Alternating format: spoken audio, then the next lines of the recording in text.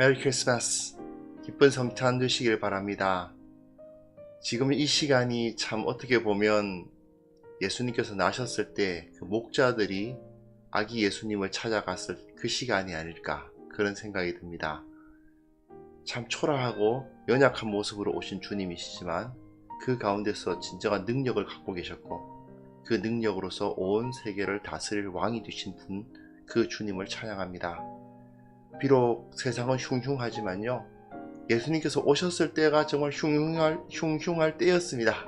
그때 고통받고 힘들었던 사람들이 예수님께서 나셨다는 소식을 듣고 기뻐하였고 소망을 품었던 것처럼, 그런 마음으로 오늘 거룩한 성탄절, 기쁜 성탄절 보내실 수 있었으면 좋겠고요.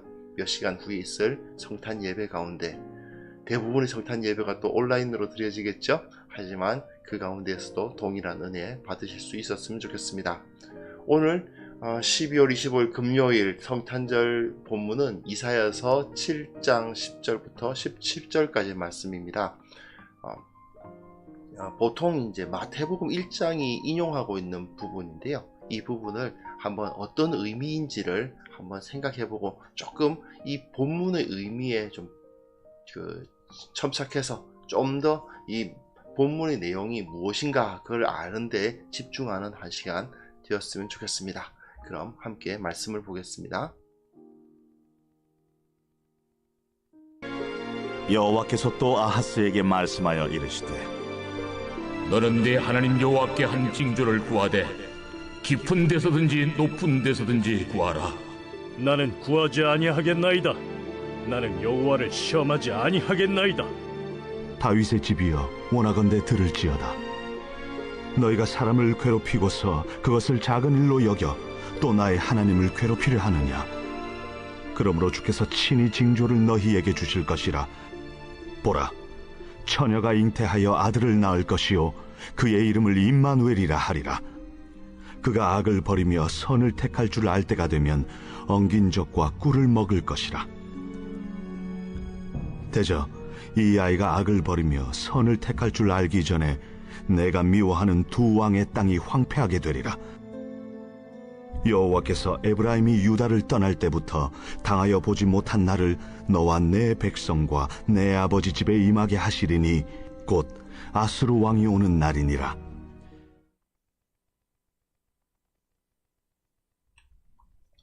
네, 이 본문을 마태복음이 인용하고 있죠. 마태복음 1장 23절에 보라, 처녀가 잉태하여 아들을 낳을 것이요 그의 이름은 임마누엘이라 하리라 했던 이 본문을 인용해 가지고 예수 그리스도를 예언하고 있는 본문으로 삼고 있습니다. 그런데 이사야서만 이렇게 읽어가다 보면요, 이사야서의 문맥을 따지고 보면 이게 무슨 메시아의 탄생이라고 할 수 있을까? 그런 생각이 들 정도거든요. 도대체 왜 이것이 인용되었는지에 대한 이해를 돕기 위해서 이 본문을 조금 더 깊이 이사야서를 읽어가고 있다는 생각을 가지고 이사야서의 진정한 의미를 한번 파악해 보았으면 좋겠습니다. 자, 우선 여기서 유다왕 아하스라는 사람이 나와요. 유다왕 아하스라는 사람은 북이스라엘의 그러니까 배가 제17년이라고 죄송합니다. 이게 또 앞으로 가네요. 예. 배가 제17년이라고 되어 있는데요. 배가 제17년. 이게 북이스라엘 왕의 이름이에요. 그리고 유다의 왕 요담의 아들 아하스가 왕이 됩니다. 그런데 이 아하스가 왕이 되었을 때의 나이가 20세라 예루살렘에서 16년간 다스렸으나 그의 조상 다윗과 같이 아니하여 그의 하나님 여호와 보시기에 정직히 행하지 아니하고, 정직하지 않고, 좀 심해요. 이스라엘의 여러 왕의 길로 행했다라는 말은 북이스라엘에는 악한 왕들만 있었잖아요. 그 북이스라엘의 여러 가지 악한 길로 행했고, 여호와께서 이스라엘 자손 앞에서 쫓아내신 이방 사람의 가증한 일을 따라 자기 아들을 불 가운데로 지나게 하며, 인신제사까지 자기 아들을 불을 태워서 제사를 드리는 행위까지 했던 겁니다. 게다가 산당들과 작은 산 위와 모든 푸른 나무 아래에서 제사를 드리며 분향하였다. 이게 심각하게 악한 왕입니다. 심각하게 하나님을 섬기지 않은 하나님 앞에 범죄한 왕이었다는 것을 알 수가 있어요. 좀 하나님을 좀 제대로 못 섬겼다, 그 정도가 아닙니다. 이게 굉장히 악랄한 하나님 앞에서 범죄자였던 것입니다. 특히 아하스는 그 당시의 강대국이 아수르입니다. 아시리아. 이제 우리 세계사 시간에 아시리아라고 배우죠. 아시리아의 그 압박이 있는데, 이 아하스는 그야말로 아시리아의 신하 노릇을 완전히 철저하게 행했던 사람입니다. 철저히 그 앞에서 싹싹 이제 충직한 신하로서의 역할을 감당했죠. 그야말로 유다를 식민지로 갖다 바친 거냐, 그런 느낌이 들 정도입니다. 그런데 그 상황에서 북이스라엘과 또 아람이 유다를 쳐들어오기 시작합니다. 어떤 상황이었냐 하면요, 제가 지도를 하나 가져왔는데요, 이게 그 아시리아 지도예요. 이 크게 이렇게 해놓은 이게 이제 아시리아가 강성했을 때 이렇게 이집트까지 다 점령했던 것을 볼 수 있습니다. 엄청나죠? 대제국을 여기에 이루었습니다. 그런데 이 아하스 왕 때는 요 정도입니다. 요 정도에서 조금 더 컸을 거예요. 요 정도로 좀 약했던, 점점 아시리아의 그 영토가 넓어져 가고 있었던 시절을 보여주고 있습니다.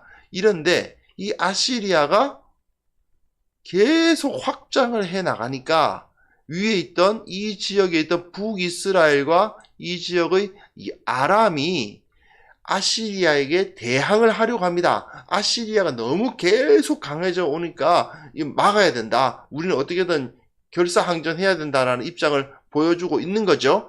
그런데 자기네들 뒤에 있는 이 유다는 어떻게 해요? 요렇게 아시리아님 안녕하십니까? 이러면서 싹싹 그 앞에서 조공바치면서 그야말로 입에 혀처럼 굴고 있단 말이죠. 그러니 이게 위험합니다. 아시리아의 이게 요 지역의 지도만 좀 줄여서 보면요, 요렇게 되거든요. 북이스라엘에 베가가 있고, 이쪽이 북이스라엘이고, 이 위에 북이스라엘이죠. 그리고 여기 아람, 이렇게 있는데, 얘네들이 위에서부터 내려오는, 이 옆과 위에서부터 내려오는 그 아시리아의 공격을 막으려고 그러는데, 뒤에 아시리아에게 철저하게 충성을 바치고 있는 유다가 떡 버티고 있으니, 네, 이쪽에서 전장이 이분화되면 굉장히 위험하죠. 그렇기 때문에 유다를 자기 편으로 일단 끌어들이려고 합니다. 근데 아하스가 딱 계산을 때려보니 안 되겠거든요. 아시리아하고 저건 안 된다는 계산이, 이 친구가 나름대로 세속적인 입장에서 봤을 때는 외교 정치 잘한 왕이죠. 그러니까 뭐랄까, 그 신앙적인 개념이 아니라 일반 역사가들의 눈으로 봤을 때는 아하스는 굉장히 국제 정치에 대한 그 소견도 갖고 있었고, 나름대로 여기서 무조건 아수르에게 붙어서 싹싹 빌어야 우리가 살 수 있다, 뭐 이렇게 생각을 했던 사람인 건데, 그에 비해서 이 북이스라엘과 아람은 이 위에서 쳐들어오는 아수르를 막기 위해서 결사항전하자 하고 딱 연합을 한 거예요. 그런데 뒤에 이 녀석이 있으니까 안 되겠다 이거죠. 일단 얘부터 정리해야 되겠다. 얘가 지금 우리에게 굉장히 아픈 가시니까 안 되겠다 싶어서 연합군을 쳐서 얘부터 먼저 치자, 이렇게 된 겁니다. 별로 커 보이지도 않고 별거 아니니까 치자, 이렇게 된 거죠. 그래서 이제 7장 1절부터 9절까지 내용 보시면 이 두 연합군이 유다를 쳐 내려오는 것을 볼 수 있습니다. 그런데 이사야 선지자가 아하스에게 가서 저들은 우리를 이길 수 없다, 유다를 공격할 수 없다. 왜냐하면 하나님께서 섭리를 그렇게 하고 계시거든요. 여기서 유다를 지켜주실 것이다 라고 말씀을 하십니다. 아하스가 이뻐서가 아니에요. 아하스가 예뻐서는 전혀 아닙니다. 아하스는 악한 왕임에 틀림이 없어요. 그런데 그 악한 왕이지만 하나님의 섭리에 의해서 이 아하스를 들어서 이 아시리아를 들어서 어떻게 해요? 북이스라엘을 멸망시키기로 마음을 먹으셨어요. 하나님은. 그렇기 때문에 북이스라엘이 유다를 이길 수가 없게 되어 있습니다. 그래서 결국은 저들이 다 패퇴되어 도망을 가고 맙니다.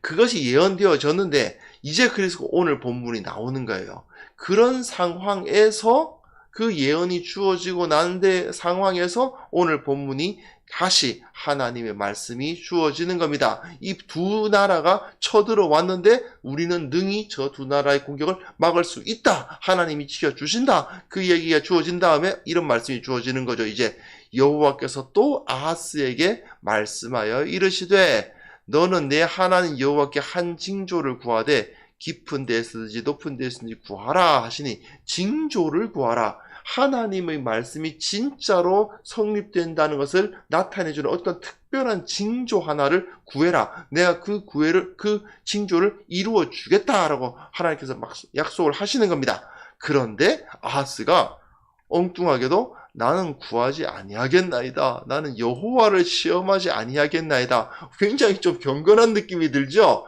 사실은 아하스가 여호와 하나님을 안 섬긴 건 아니에요.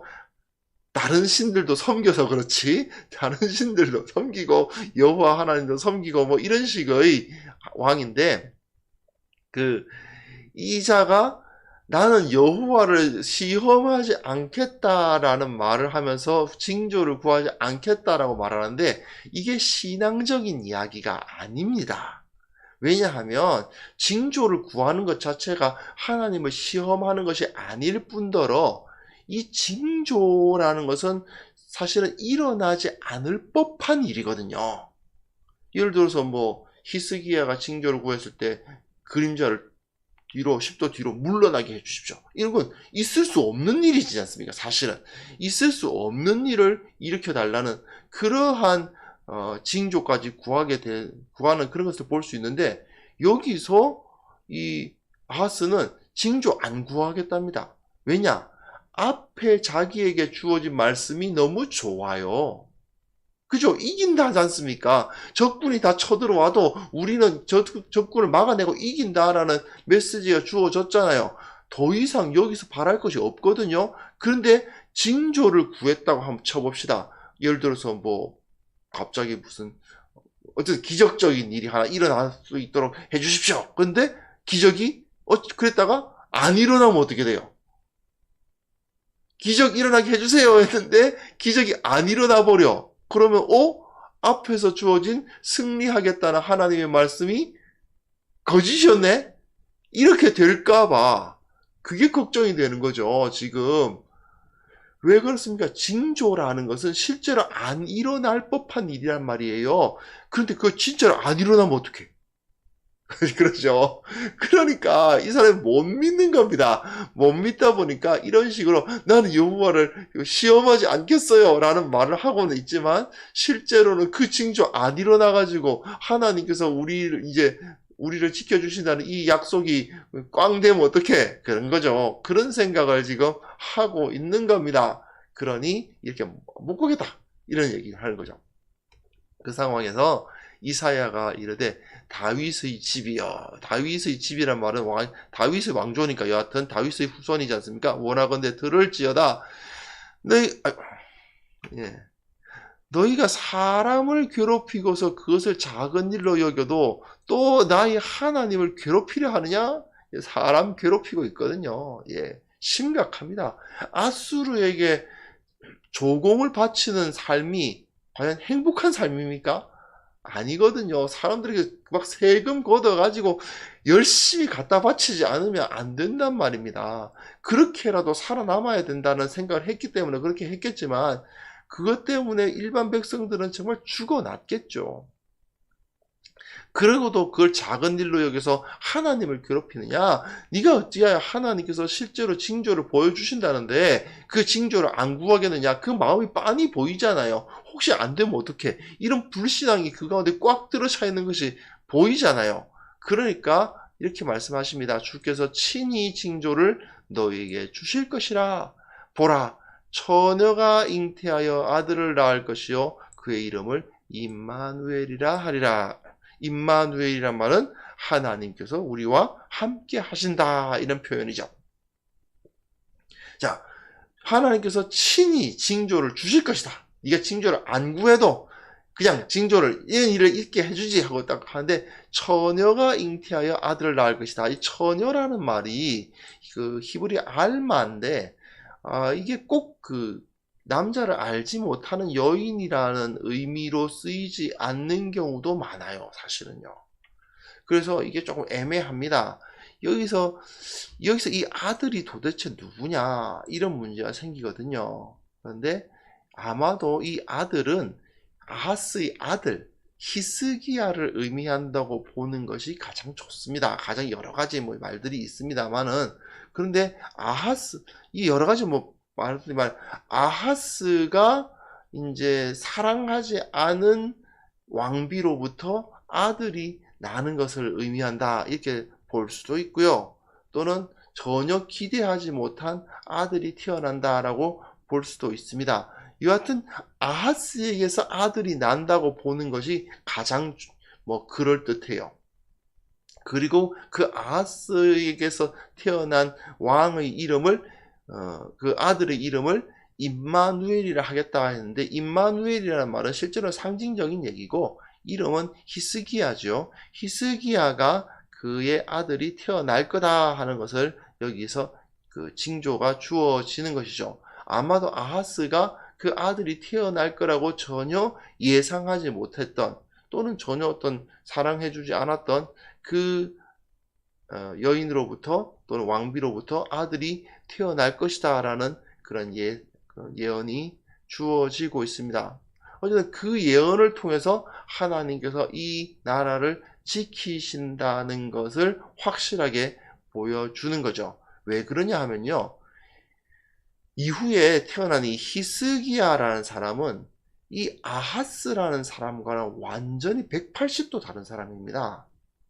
정말 철저하게 하나님을 섬겼던 사람이죠. 그 가운데 있었던 모든 우상을 다 아버지가 만든 우상 싹 쓸어버리고, 그리고 지금까지 안 지켰던 유월절을 지키면서 하나님께로 유다를 하나님께로 돌이켰던 그런 사람이에요. 그리고 또한 아수르에 이렇게 조공을 바치던 것을 그만두기까지 했죠. 그러니까 어떡합니까? 아수르가 쳐들어오잖아요. 그래가지고 굉장히 공격을 받지만 끝까지 히스기야는 거기서 결사항전을 할 뿐만 아니라 그 가운데서 항복 종용하는 문서를 들고 성전에 들어가서 딱 펼쳐놓고 기도하니까 하룻밤 만에 18만 5천 명이 송장이 되었더라, 그렇게 돼 있죠. 한꺼번에 아수르 군대가 모조리 죽고, 그래서 결국은 어떤 일이 벌어지느냐, 희한한 그 지도가 나타났죠. 이전에 지도 보시면요, 이 지도 한번 다시 한번 보실래요? 이 전체가 다 아수르입니다. 아시리아입니다. 그런데 여기만, 유다만 독립국이에요. 아시리아가 유다를 점령을 못해요. 여기만 딱 독립국으로 남아 있었던 시절이 바로 히스기야의 시절이었던 거죠. 히스기야 이후로 계속해서 이 유다가 바벨론에게 망하기 전까지 그 유다는 독립국으로 있었습니다. 바로 이 아들이 주어질 거다, 그 말이에요. 이게 바로 히스기야에 대한 예언이라고 보는 것이 가장 적절할 것입니다. 근데 아마 아하스로서는 그 히스기야를 낳은 아내를 좋아하지 않았던 거 아니냐, 이렇게 생각할 수 있어요. 왜냐하면 히스기야가 누구에게서 그 신앙을 배웠겠어요? 어머니에게서 배웠겠죠. 그러지 않고서야 어떻게 그렇게 선한 왕이 될 수 있겠습니까? 그와 마찬가지로, 근데 아하스는 그 성품 자체가 하나님을 제대로 섬기지 않았던 자인데 어떻게 이런 아버지 밑에서 이런 아들이 날 수 있을까? 아무래도 그 아내가 하나님을 잘 섬기는 사람이었고, 그리고 아하스는 그 여자를 좋아하지 않았지만 결국은 그 왕은 왕좌는 히스기야에게로 넘어가도록 섭리가 됨으로 말미암아 그 유다가 아수르의 공격으로부터 자신을 막아낼 수 있게 된 것이 아닌가, 이렇게 보게 됩니다. 여하튼 15절부터 17절 보시면요, 그가 악을 버리며 선을 택할 줄 알 때가 되면, 이 아이가 악을 버리며 선을 택할 줄 알기 전에 이 아이는 악을 버리고, 아버지 악을 버리고 선을 택할 왕이 될 것입니다.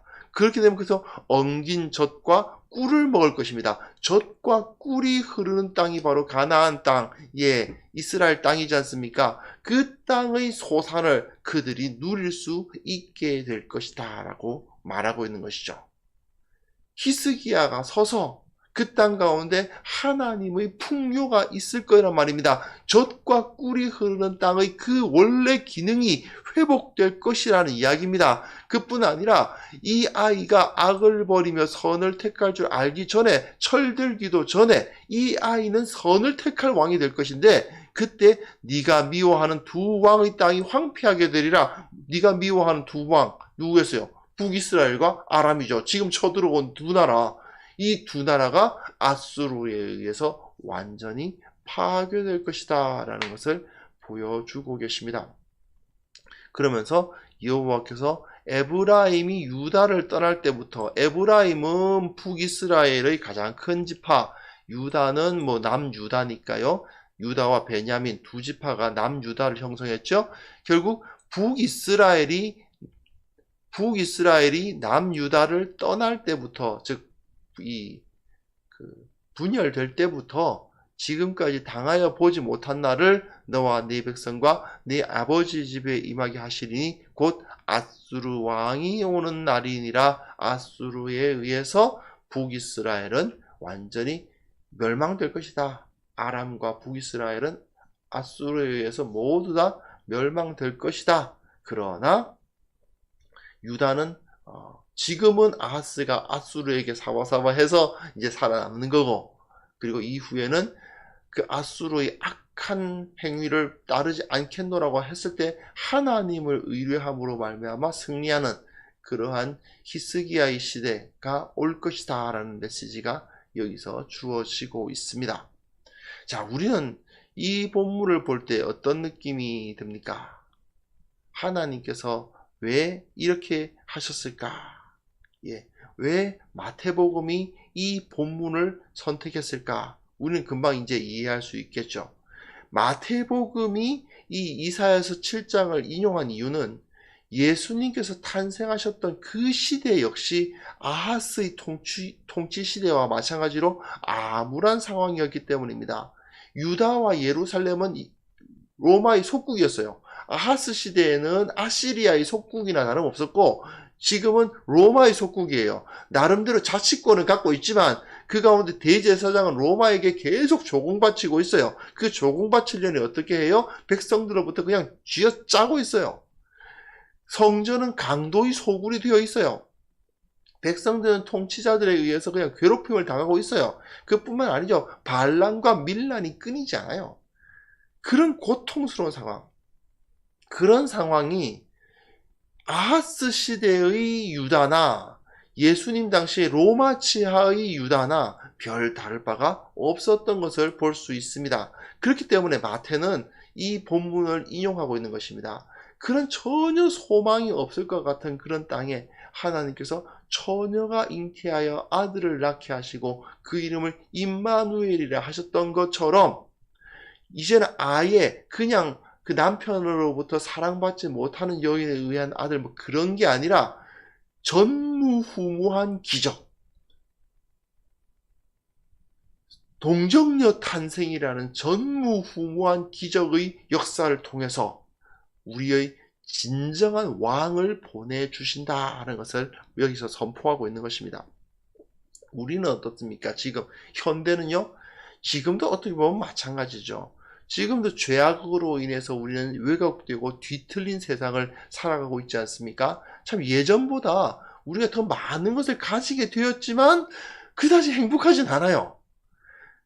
인생의 가치는 오히려 잃어버린 것 같고, 겉으로 보기에는 깔끔해졌고, 겉으로 보기에는 화려해졌고, 좋아 보이는데, 사람들은 오히려 불평하고, 오히려 탄식하고, 오히려 그냥 분노에 가득 찬 것 같은 그러한 세상을, 경쟁과 분노의 세상을 살아가고 있는 그런 현실을 우리는 지금 맞닥뜨리고 있지 않습니까? 이건 결국 무엇이냐? 아하스가 아수르에게 열심히 손을 기울여서 아부를 해서 살아남는 것이 무엇이에요? 이 세상이 하나님을 섬기려고 하지 아니하고 세상을 섬기고, 세상의 힘, 세상의 돈과 권력과 폭력과 군사력과 그런 것을 섬김으로 말미암아 겉으로 보기에는 잘 사라지는 것 같지만 결국 속은 완전히 썩어버리는 그런 상황과도 같은 현실을 우리도 겪고 있지 않습니까? 예. 하나님을 사랑하지 않고 하나님을 섬기지 않게 되면 결국은 우리는 겉으로는 화려하고 겉으로는 부유해 보일지 모르지만 그 마음이 무너져 있는, 진정한 가치관은 잃어버리고 마는, 그래서 결국은 전혀 행복하지 않고 전혀 평탄하지 않고 전혀 안식을 누리지 못하는 그런 상황에 빠져 있는 거죠. 이런 사람들에게 아하스 시대의 백성들은 제대로 된 왕, 하나님을 온전히 섬기고 하나님을 따르는 왕을 갈구했던 것처럼 마태도 하나님으로부터 오는 진정한 왕, 이 유대민족의 참된 왕, 온 세상을 다스리실 진정한 그리스도를 간구했고 그분이 동정녀 탄생에 의해서 오셨다라고 선포하고 있지 않습니까? 그리고 지금 우리의 현실에도 마찬가지죠. 마태의 시절이나 아하스의 시절이나 그리고 21세기를 살아가는 우리의 시절이나 똑같이 참되신 왕 예수 그리스도, 그분이 우리에게 필요한 것입니다. 그분이 진리로 세상을 다스리시고 평화와 사랑이 넘치는 세상을 이 땅 가운데 오게 만드실 것입니다. 주님께서 그 하늘 보좌를 버리시고 이 땅에 오신 이유, 그리고 우리 가운데 거하기를 기뻐하신 이유를 다시 한번 생각해 볼 수 있었으면 좋겠습니다.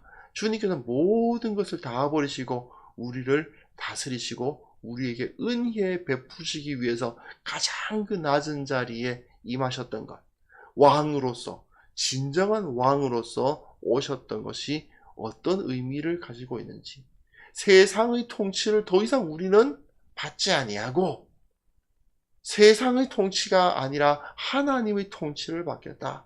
우리 주님께서 주시는 그 진정한 평화와 사랑을 누리면서 살겠다. 그것을 위해서 우리 주님의 탄생을 기뻐하는 오늘 하루가 되었으면 좋겠습니다. 이제 몇 시간 후에 주님을 예배하기도 할 것입니다. 그 성탄의 예배를 참으로 그 새벽에 주님을, 그 어린 아기 예수를 찾아가 그 앞에 경배하였던 목자들의 마음으로, 그리고 그 먼 곳에서 예물을 들고 동방박사들이 찾아왔을 때 그 먼 곳까지 찾아와서 예수님을 예배했던, 경배했던 그 동방박사들의 마음으로 주님을 섬기고 높이는, 그리고 그 평화와 사랑과 기쁨을 누리는 귀한 하루 되셨으면 좋겠습니다. 이 시간 잠깐 기도하면서 우리 성탄의 기쁨을 다시 되새기고 주님께 감사하는 시간 가졌으면 합니다. 기도하겠습니다.